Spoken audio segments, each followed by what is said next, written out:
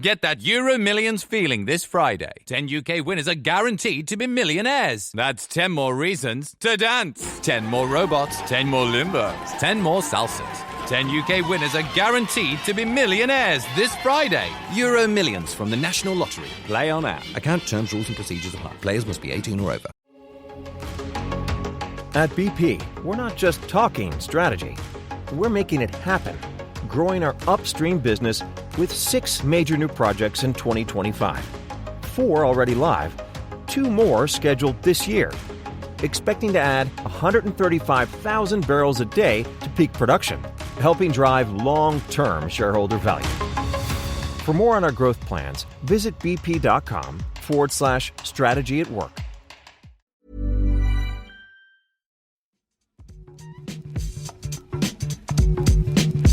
Hello and welcome to the Game Football Podcast from The Times. Chelsea are champions of the world.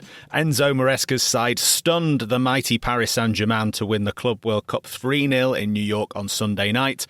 On today's show, we'll discuss that match, ask are this Chelsea side the real deal, and wrap up the rest of the latest football news too.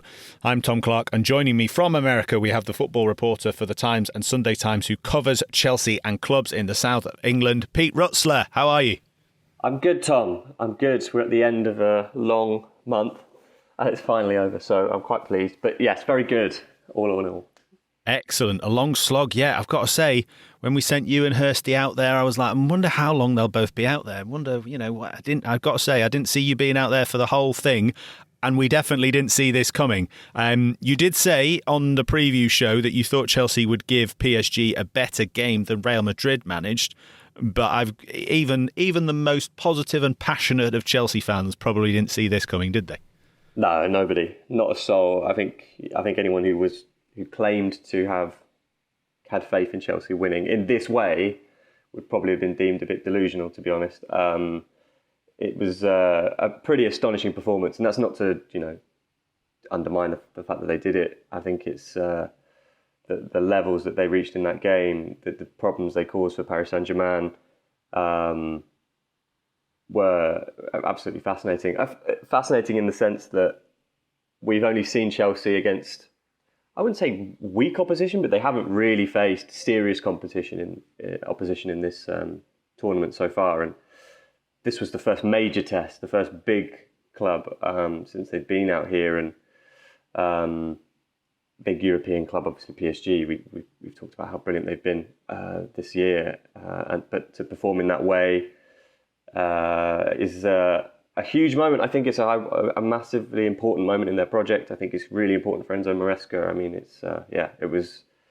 they were fantastic from the start, and their start really set the tone, I think, for the rest of the game. Yeah, what was it about that start? Just for people who maybe have only caught up with the highlights and things, what was it about that start, that opening half an hour, that impressed you so much?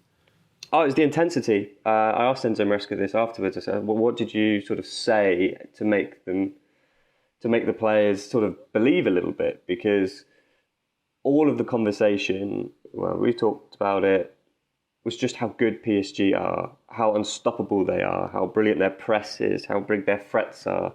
It's all about what they can do. And naturally, if you're going to face an opponent like that, you're slightly fearful, you have doubts, you're going to have misgivings, you have that worry. But yet Chelsea just didn't seem to have any of that. It was total focus, total concentration, and a really intense press.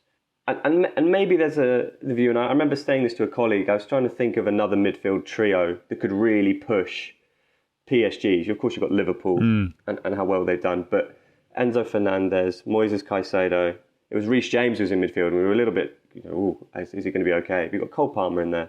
And the way they went man for man on Vitinha, João Neves, Fabian Ruiz, never let them settle at all. Chelsea had a very clear game plan to exploit space on the left, to go at Nuno Mendes, who likes to get forward a lot, but isn't probably as strong defensively as Hakimi on the other side, is a bit more complete. And it worked so effectively. And PSG were a little bit sort of overwhelmed, and yeah, there'll be an element of tiredness, maybe a degree of complacency perhaps. But they were suffocated. I haven't seen PSG be subject to that for a very long time. And quality then shone through as well, of course, through Cole Palmer. who stepped up again and in a huge moment and a huge final. You know, you had the picture of him with Ousmane Dembele on top of the Rockefeller Center, you know, hanging off a beam over Central Park. You go around New York, his billboard is everywhere with "Scary Good" written on it. It's just not fazed him. It's actually, you know, he's channeled that and proved it right. And when you couple all of that together, you can get a performance like this. And I don't think anyone expected Chelsea to reach that level. And that's what makes it so surprising, but also so encouraging for Chelsea supporters. Do we think PSG didn't expect them to reach that level? Because there was Chelsea were fantastic, and watching it back this morning, but you know the way the defence slightly parted for Cole Palmer to just score basically the same goal twice. Is there not a case for us saying that, you know, PSG have slightly underestimated Chelsea like everyone else did going into this game? Possibly. I don't think... I'm sure that PSG would push back on that. Luis Enrique was quite effusive with his praise. I sort of treated that as a bit, you know, he's just doing that to deflect, you know, just before they turn up and steamroller them. But I genuinely just think it was tactically pretty smart from Maresca. He knew exactly where PSG would be weak. If you could get them early in their build-up, don't let them settle, don't let them press you in your own final third, keep it in the middle third and in their third, and you may end up with chances. I think there's a degree of fatigue, of course, with PSG, and I wonder if there was a sort of slight mental fatigue aspect to it. But you could absolutely say the same for Chelsea. This is their 64th game of the season. Their season began 11 months ago. It's hard to, you know, both teams have been dealing with the conditions in the same way. So that's kind of a bit of a leveler, really. So you can only take what's in front of you. And I think PSG never quite managed to. It was almost as though, and this was the key thing for me, because it's just how physical Chelsea were. So the way they were they were tackling them firmly but fair. I mean, there was a few yellow cards early on as well, but it was almost like, I'm not sure I can be up for dealing with Moises Caicedo kicking me again. Enzo Fernandez biting at my heels again. You know, Fernandez was all over Vitinha, and it just. I wonder if there was a point in which they went, I can't do this now. That's how it felt from their perspective. But I think you can't take anything away from Chelsea, because that's, you know, they knew how to come into this game and had the right approach and delivered a really sensational performance. I mean, their first half was absolutely fantastic. João Pedro is someone we picked out in the preview show. Another great performance from him, I thought. A really, really composed goal. Talking about Cole Palmer, you know, stepping up on the big stage and being the big I am and looking completely cool. He's slotted into this Chelsea setup pretty seamlessly, hasn't he? Yeah, I mean, this is the difference, right? So think to the second half of the season. We finished the January transfer window. Nicholas Jackson picked up an injury. Mark Gui, the backup young striker, picks up an injury. Then they play without a forward for a couple of months. They've already had a sort of dip in form. Loads of criticism about them, the style of play, etc. But then you fast forward to this tournament now, having signed Liam Delap, having signed João Pedro. The threat difference from in what they have is pretty big. Like it's a huge change. Pedro's had a brilliant start, very unexpectedly. I think we talked before about how he'd been on, you know, the beach and gets the call and is ready to go. But then we saw in this game where after an hour where Pedro's been excellent, really, really smart finish too, you know, against Donnarumma. You know, Donnarumma is regarded as probably the best keeper in Europe this season. You bring on Liam Delap, and within seconds he's bullying Marquinhos and Lucas Beraldo. It just couldn't really seem to cope with their physicality. So that chance he created for himself almost out of nothing, and then back, you know, shoots from about 25 yards. Donnarumma diving full length. It looked like a guy who is maybe emboldened not just by the move, but also by the fact they've signed João Pedro, and maybe the two of them are going to go head to head. And actually, it's proof of the manager's old adage of like competition for places is really good. Yeah, absolutely. Yeah, I completely agree. I think there was another one which I think he sent Marquinhos to the floor before running up to the keeper, and Donnarumma made another good save. And there's a real bit between his teeth. And yeah, there is that internal competition. I think they're slightly different as well, which gives Maresca options. You know, João Pedro was very good at linking up the play. There was the move before Palmer scored where he put that chance wide. You thought, are they going to regret missing that opportunity? But again, that's João Pedro knitting things together, dropping things off to Fernandez and Palmer. And And Delap just has that presence and a bit to run the channel, and has also been doing that. I think I've spoken on the pod as well about how Delap has been able to bring players like Fernandes and Palmer into play in the positions that Chelsea want them to be, which is on the edge of the box with opportunities to score. Yeah, I mean, it's really encouraging. It's interesting for Jackson. It seemed like in his cameo in the semi-final, he's going to struggle to adapt to this sort of change. But, Jackson was never short of people who would praise him for his work ethic and what he does off the ball and things like that. So it just gives Maresca options in a really, really positive way that should, this is a team that did finish fourth in the Premier League last year, and they have got stronger. And I think we saw that. Yeah, we'll talk about Chelsea's growing strength in just a second. But a player I wanted to pick out, Robert Sanchez, a goalkeeper, much mocked at times, maybe much criticised. But lots of Chelsea fans saying we need a keeper, despite talking about the fact that they possess like 4 or 5 or maybe 9 goalkeepers on their books at differing times. He's ended up winning the Golden Glove. He stood next to Donald Trump at the parade, and the celebrations on stage, telling him, "Come on, Donald, this is how you do it. This is how you get excited for a trophy lift." And he played incredibly well, made a good save, and his passing was pretty strong. Yeah, I think this was more a question. I think you could see it from Reece James as well. It was like, are you staying for the trophy? Oh, the Reece James's face is an absolute picture, isn't it? The still image that we have on the Times website of the President of America stood next to the Chelsea team, and Reece James is there going, is this how it happens? Shall I go with this? Okay, he's staying. Yeah, bizarre. Absolutely bizarre. Carry on. Yeah, extraordinary. The whole thing was very bizarre. Even the way that Infantino comes on and sort of just pushes Trump back, middle of the celebrations. But to go back to Sanchez, I sort of laughed there because during that first half, I think we were talking about like this. Who is this Robert Sanchez? It's like an AI version of Sanchez that's been sort of upgraded.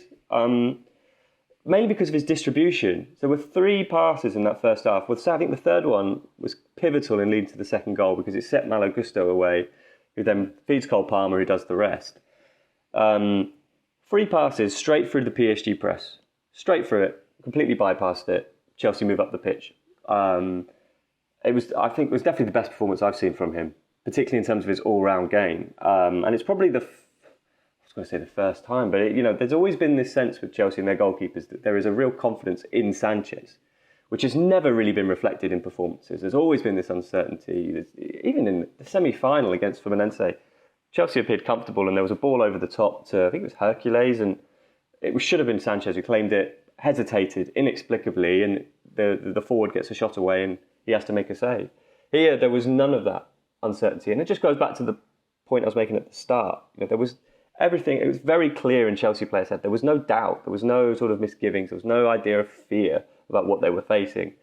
And that was true of Sanchez as well. He also made some really good saves. There was a Dembele save in the second half, which, if that goes in, suddenly you're going to face a torrent and maybe the game swings quite strongly at that stage. But he needed a performance like that. He needed a tournament like this. It's the kind of thing you can really build on. There's always, particularly since Chelsea tried to go for Mike Maignan, there's that sense that, if something happens, someone becomes available, then they're going to quickly dip in and grab someone. But yeah, he had a very, very good game. Obviously, it's going to be a different thing when he's back in front of the home fans at Stamford Bridge and is playing shorter passes. He was certainly helped by the fact Maresca wanted him to go longer in this game. And he executed it really, really well. So, a big game for him. But he wasn't alone. Malo Gusto was another one. Malo Gusto had an absolutely terrible Conference League final, hauled off at half-time. It was a real nadir, that performance. But here, he was one of the best players on the pitch. He kept Kvaratskhelia quiet. He then kept Barcola quiet. He was on a yellow card for a long period in the game. He looks more comfortable in this new system that Maresca's been trialling with just traditional fullbacks rather than inverting them. Suddenly he's had a brilliant moment too. So, yeah, there's a lot to take from the game.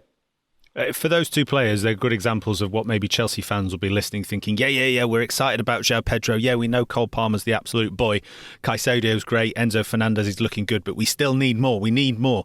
Are these the kind of performances from those players that actually makes Maresca go, I don't know, actually. I think Robert Sanchez could be a top 4 Premier League goalkeeper. Or do you think there's maybe more to come from Chelsea in terms of spending? We know, obviously, they've made a lot of money from this tournament. Could they now go and spend it? Yeah, so they've made around 90 million, I think, which is close to the maximum they could have picked up, at least in terms of participation money and prize. They're at the upper end of what could have been offered. I mean, they've pretty much done that by reaching the final. So this is the performance on top here is the real fillet, the real positive. They still need to sell, and obviously they're selling Nodi Madueke. George Petrovic is going to Bournemouth for £25 million. So they are recouping the money they need to meet their UEFA settlement agreement sanction, which is that they have a positive transfer balance by the end of the summer, which will allow them to register their new players.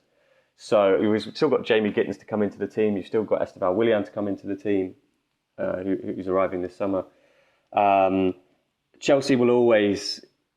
You can't rule sort of anything out with them in the sense that if something positive pops up, a market opportunity, that kind of thing, a player that they think will move the dial for them or an opportunity they can't look away from, then they will move. I think there are positions that do probably still need addressing. They probably need some more support for Marco Correa, who's sort of the only recognised left back. Obviously, James has played there and Gusto's played there. Goalkeeper will always be a question. They have generally, for the last 6 months, 12 months, been very consistent in their support of the keepers that they have. But then their decision to go for Mike Maignan shows that nothing is off the table. So you don't necessarily think it's a case that, they went for Maignan before, they'll go back for him now. Robert Sanchez, thanks very much. Great Golden Glove son, but no guarantees in this team. No, I mean, the sense I've had is that, we're not going to go back for him. It's not something we're looking to do, but you can't fully trust that. I mean, Magnan's in the last year of his contract, and if Milan suddenly go, actually, do you know what, that offer you were putting on the table, we wouldn't mind that, then maybe things change. But I think I would still be surprised if they did do something there. Centre back's another one. Will someone go? Will Trevor Chalobah stay? He's been fantastic. He was very good again on Sunday. There's always been this uncertainty since he's come back from Crystal Palace that he may want to go. I think there's a sense that it might be more to do with him and what he wants. But I mean, he's been really excellent. So it would be that Chelsea could sell him seems he's an academy player, and it seems a surprise. But obviously they went for Dean Howson, didn't they? So defence is probably the area that they haven't really strengthened so much this summer. And if we are to see anything further, it would probably be in that area. Very interesting. We'll come back to some of the bigger picture topics with Chelsea and some of the other clubs in the Premier League after the break. Just before we go to that break, Pete, PSG, much lauded, much loved this last season. The neutrals' favourite, obviously, unless you're an Arsenal fan or a Liverpool fan or any of those teams that they beat on the way to winning the Champions League. Did Chelsea just give the blueprint of how to beat them, or was it a bit more of a circumstances kind of performance on the day type thing? Or I have this idea that PSG and the new way of playing, have Chelsea just come along and said, actually, not always perfect? Yeah, no, I think they have. I think what they've done is they've punctured this sort of growing air of invincibility. The PSG is 5-0 win in Champions League final, beat Real Madrid 4-0. It's like, oh my goodness, like this team are on another level entirely. Chelsea have turned up and completely punctured that. I think there is an element of on the day. You can just have an off day, but there's certainly a blueprint, particularly in just the way that Maresca sort of exploited the space on their left hand side, the way they went after them so aggressively. They've certainly done that, Chelsea, and I think it was. I mean. The degree to which this was a difficult afternoon was pretty evident at full time, right? When you've got the players in a sort of a confrontation, and suddenly Luis Enrique appears to be pushing João Pedro. I mean, that was quite the head loss. So it certainly got to them, that it didn't go their way, and I think that had a lot to do with what Chelsea were able to do in the game as much as it was PSG's own flaws. Yeah, absolutely. We'll see how PSG respond in the new season. It's time for that quick break. Time to put Pete Rutzler's football knowledge to the test. Who am I talking about when I say a former footballer who was a runner-up in the Club World Cup in 2012 with Chelsea and also played for Liverpool, Atletico Madrid and AC Milan? Nice and easy, this one. Find out after the break.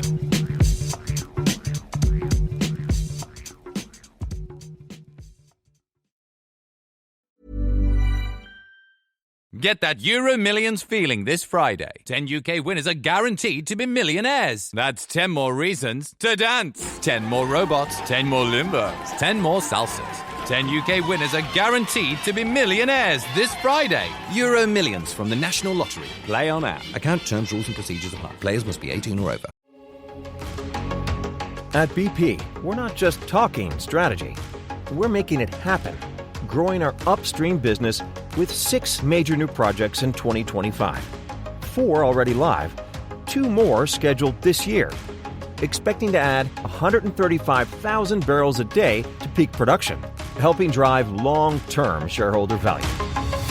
For more on our growth plans, visit bp.com/strategy at work.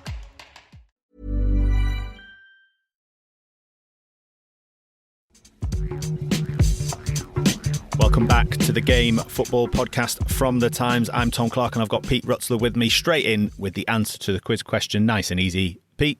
Fernando Torres. Listeners, I will reveal that Pete admitted in the break, he was like, sorry Tom, I wasn't listening at all when you just asked me that quiz question. He's just so used to Gregor Robertson jumping in with the answer. That's what it is. We'll let him off. Pete, coming back to Chelsea, they're title contenders now, aren't they? They've banished PSG. They've won the Club World Cup. They finished the season pretty strong. They've made some great signings up front. Watch out Liverpool, watch out Arsenal, watch out Man City. Chelsea are in the hunt. Are they? Well, they want to be, and they probably should be at this point. I think the way that they've sort of spoken after the game, and Reece James came out and said, we want to be competing for the Premier League title and go far in the Champions League. Maybe as we talked about before, there was you could probably make some improvements in defence. What makes me think that they may not be is just how much of an impact this is going to have on the start of their season. So they are going to have 3 weeks off, the players, the managers. They have to have that, which means they return about 2 weeks before the opening day of the season. So I think their training session on Thursday or Friday was basically on the same day that Crystal Palace began their pre-season. Crystal Palace, of course, are their first opponents of the Premier League campaign. So I think I'd be very surprised if there isn't a hangover of some form. And I'd be very surprised also because they're going to have a truncated pre-season, or their pre-season will be their first Premier League games, that they're going to have to manage their players quite carefully as well in terms of injuries and things like that. So that's a big unknown about this tournament. So absolutely. But they have got a young squad. That is a point about a lot of these signings. They've got a young squad, and yeah, you're quite right to pick out Palace as a tricky opening game. But then you could argue the other way. Could you not? Home against Crystal Palace, that's 3 points that people should be expecting a team near the top of the table to get. Then they've got West Ham, yes, a local match, but as an away game, again, should be winnable. Fulham, always a tricky team. And then Brentford, they're in the capital for their first 4 games. They're not even travelling beyond north of Birmingham. They've got no excuses. Big squad, all the confidence, hit the ground running, 12 points, top of the table. I understand where you're coming from, but I think if you're a Chelsea fan or if you're a neutral, you've got to be looking at this Chelsea attack and that midfield. Now that Caicedo has answered all the questions that people posed of him after he signed, Enzo Fernandez now looks like the midfielder that everyone thought Chelsea were getting. And they've got the absolute boy Cole Palmer. I completely agree. Goalkeeper remains maybe a question. Centre-back, you'd like another one in there. But you start looking at, if you do that level of critique with Manchester City or Liverpool or, Arsenal, you can pick holes in their teams as well, and we consider them title contenders. Should we not be just automatically putting Chelsea in there now with all their talent? Yeah, no, I think that's a fair point. They should be in it. You take someone like Cucurella, for instance. I mentioned that there's not another left back there. He's been playing for 12 months. We spoke to him about that an interview on the Times website now, and it's incredibly demanding, this lengthy period. So they do need a proper reset, and then you've got to come back and then refocus and go again. I know the quality is there. I think the performance we saw against PSG really sets the tone. It's a marker. It's a point in which you go, right, Chelsea, they are here. They should be title contenders, and I think they have the ability to do that. It just wouldn't surprise me if they start slowly and then suddenly you're off the pace.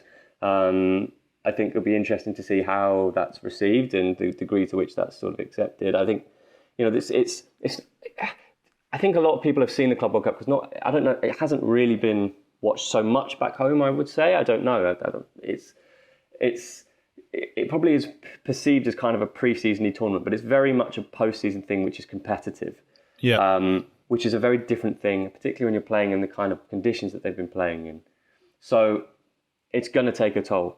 And I'd be very surprised if it does. And I mean, if it doesn't, it would make, and if they do come out extremely strongly, as you say, the fixtures are there for them to do that. But if they can do that and suddenly put themselves in the conversation early, then I think that's very, very impressive, to be honest. Just looking at it a slightly different way, and this is going to link into another club I wanted to ask you about in just a second, but if I was thinking about a club to challenge Liverpool for the title next season and looking at purely on squad and talent and depth and Premier League experience as well, because that's the other thing about signing players like João Pedro and Liam Delap, they've played in the Premier League. I think there's a case to be made for saying Chelsea is the squad I would want. If I was a hypothetical manager doing Football Manager or FIFA or something and going, give me a squad to challenge Liverpool, I'd be picking Chelsea's over Arsenal. And I think there's a case to be picking Chelsea's over Man City. What do you think? Yeah, no, I think so. I mean, I'm just thinking back, because obviously I said about their midfield. The midfield is absolutely key for Chelsea. It is one of the strongest in Europe. And I think we saw that, they finally, these £100 million players are starting to repay that. And I mean, without Romeo Lavia, and if they can get Romeo Lavia fit and keep him going for a significant portion of the season as well, then you've got a really, really strong midfield there. And I think the way they sort of tweaked it as well, the way Maresca's tweaked it to basically get Reece James in there a little bit easier, can use him as a normal fullback as well, then you're looking at a very, very strong team. But yeah, I think the forwards now are very much competitive. I think João Pedro's had a great tournament. Let's see how he does when the season starts. Liam Delap's had a promising start too.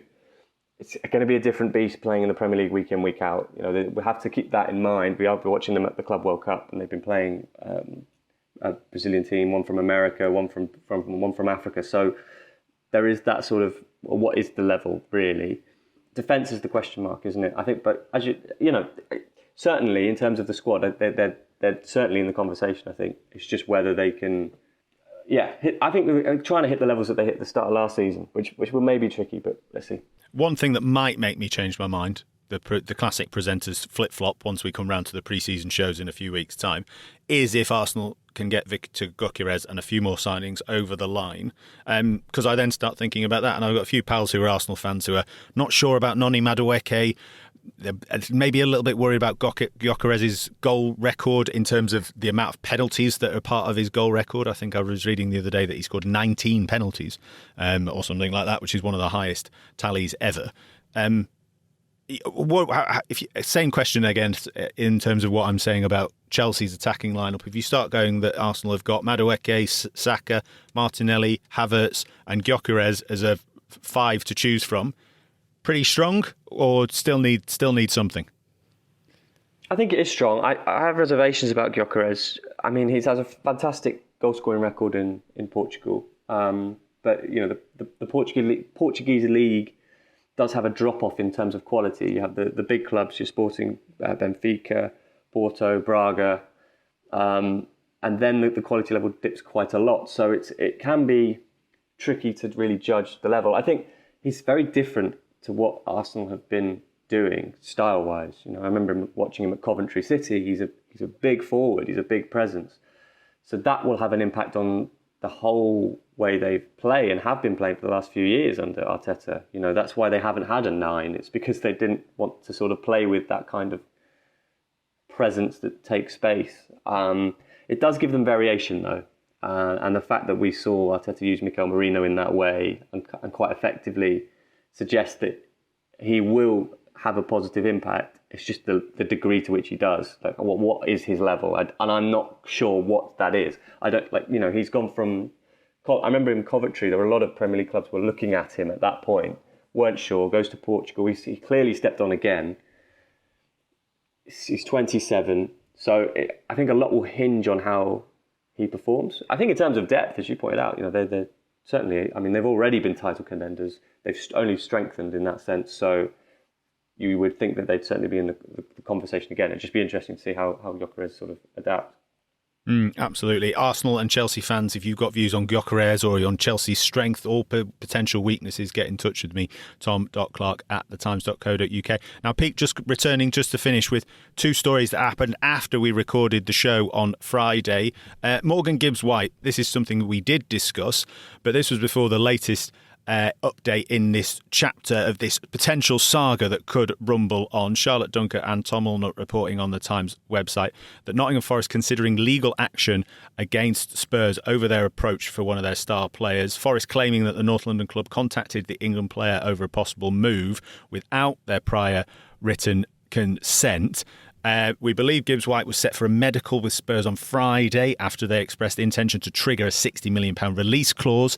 However, sources have said that Forest have ceased, this is on Friday, ceased all communication with Tottenham and are consulting their lawyers as they believe the North London club made an illegal approach to the player.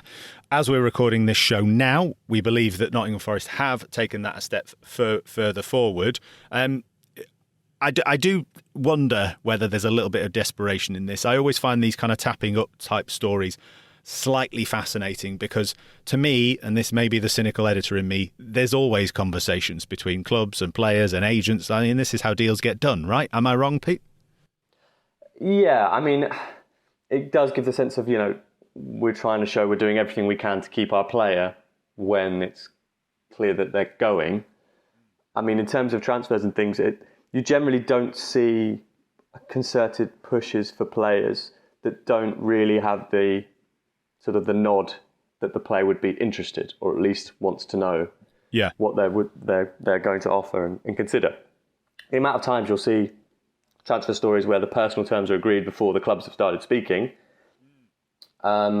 sort of points to that. I think what's interesting with the case, and obviously I don't know the details specifically on this, but obviously there's a release clause involved, which I'm not sure many people sort of knew about. So the degree to which that became apparent can sometimes play a part in these disputes. So maybe that's an area of focus.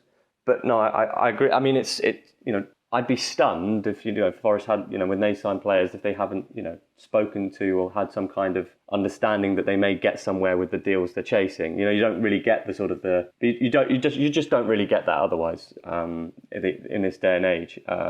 Yes, it's outlawed. It is outlawed in the game, but it's approaches like that. But the market doesn't really work otherwise. It can't be as efficient if you're constantly making bids for people who don't actually want to join you. Yeah, I mean, it would be an interesting one to see. I mean, there's part of me that understands it from a Nottingham Forest point of view. Look, they've lost Anthony Elanga to Newcastle for around £50 million. If Gibbs-White were to go for 60, as I think we touched on, you start losing two of your best players, maybe the two best players who, pushed you towards nearly getting in the Champions League last season. You understand the level of frustration and you'd whine and try and keep hold of them. So we'll see whether Forest follow up with that legal action against Tottenham and see whether Tottenham can get that transfer done. Keep your eyes on the Times website for the latest from Charlotte Dunker and Tom Allnutt on that story. Pete, just to finish with another story that came out late on Friday. Crystal Palace relegated from the Europa League to the Conference League. Businessman John Texer's interest in both Palace and Lyon broke UEFA rules, the governing body confirmed, and then means that now Nottingham Forest, who we've just mentioned, of course, looks set to take Palace's place in the Europa League. Pete, this is full games gone for me. I'm just going to read you a tweet by our pal Johnny Northcroft, obviously from the Sunday Times football correspondent. He said, Steve Parish, obviously the Crystal Palace chairman, is right. UEFA demotion of Crystal Palace is terrible. Palace were never in a multi-club ownership. Textor is selling, and Palace's only crime, in inverted commas, is not using technicalities to game the system like others do. Punish the small, let the big do whatever. Football's way, says Johnny. And I've got to say, I completely agree with him, Pete. There's something that makes me quite angry about this just because of what we've seen in the past with other clubs, Manchester City and Girona, the two Red Bull sides. I think Manchester United even had an incident when Ineos took over.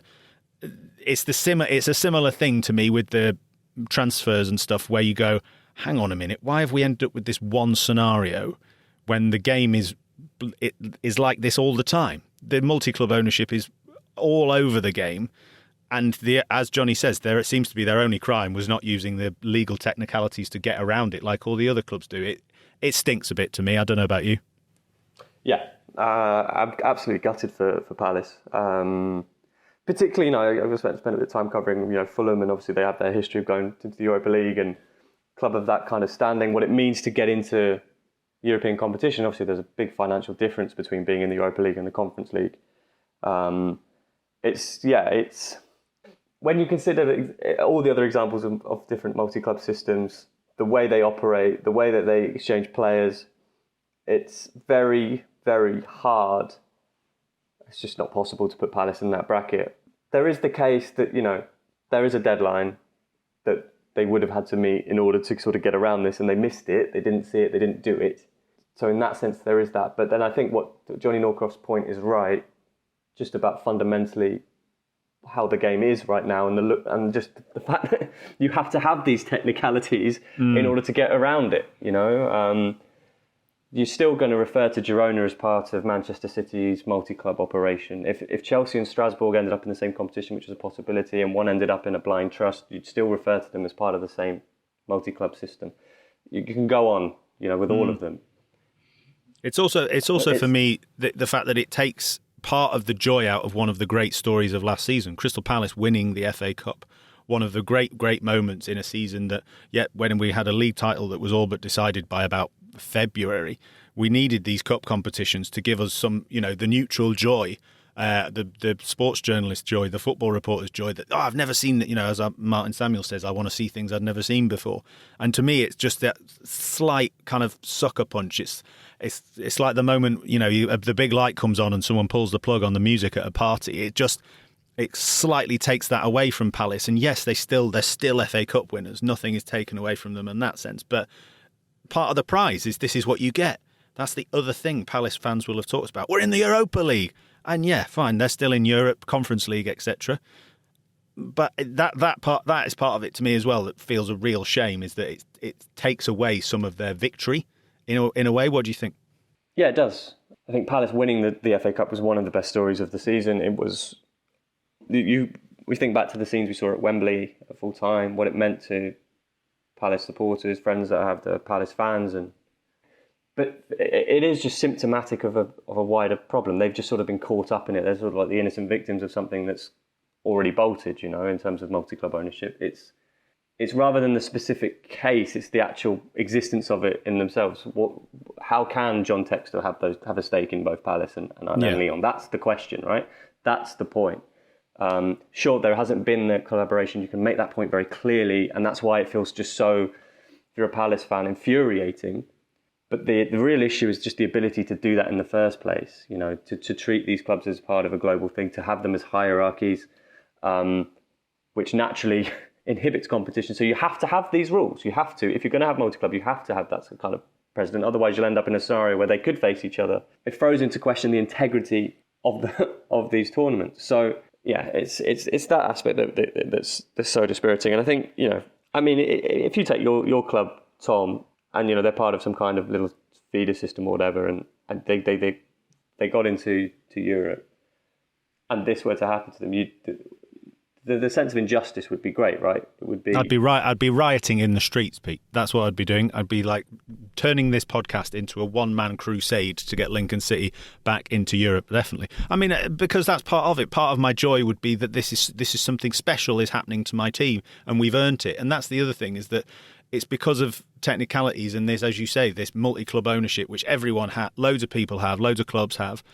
And it's that group of Palace players won the right to compete in a competition by their actions. And then it's the actions and technicalities of the nonsense people in suits who run football clubs and seem to not do it perhaps as well as they should do that have cost them. And now those players are going to play in a different tournament for doing absolutely nothing wrong. That it just feels very, very wrong to me, and a real shame. Perhaps Perhaps the one saving grace will be that, as Martin Samuel wrote in his Sunday Times column, Palace can go and win the Conference League instead next season. We will see. We'll leave it there for now. Loads more still to discuss and for you to read on the Times website in the coming days and weeks. But Pete Rutzler, thank you very much for joining us, not just today, but throughout the Club World Cup. And thank you very much for your excellent coverage as well. We will see you very soon to preview the next season. Your season's only just finished. We'll be previewing the new one very, very soon. Thank you too for listening. We'll be back later in the week with more from the Women's Euros 2025. We'll see you then.